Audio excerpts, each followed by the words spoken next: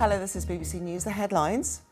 The South Korean military says North Korea has fired a ballistic missile towards the Eastern Sea. Media reports in Tokyo say a projectile has landed outside the Japanese territorial waters. The British Prime Minister says she's ready to make hard choices to get the country moving. Liz Truss said the government's task was difficult but necessary and they must stay the course. Aid agencies have warned that hundreds of thousands of people in Somalia face starvation unless aid deliveries are urgently stepped up. The worst drought in decades has forced many people from their homes. Also, a group of the world's top oil-producing countries have announced deep cuts to the number of barrels they export in a decision expected to raise oil prices around the world. Those are your headlines here on BBC News.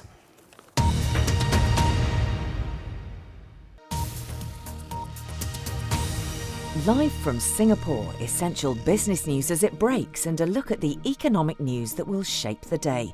This is BBC World News and Asia Business Report.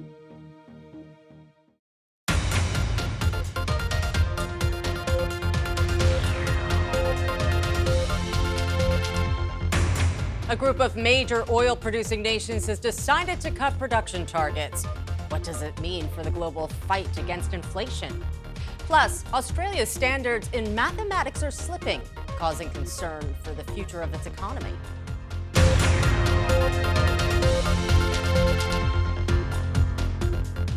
Hello and welcome to Asia Business Report. I'm Monica Miller. We begin with oil prices, which have jumped after some of the world's top oil-producing countries have agreed for deep production cuts. Let's take a quick look at energy markets. Brent crude was up, as we can see, 2%, and the rest of the markets actually followed suit with that in the energy sector. And it follows an announcement by the OPEC Plus alliance that it will reduce its daily output by 2 million barrels. It is the biggest cut since the start of the pandemic, and a move that will help Russia by driving prices higher.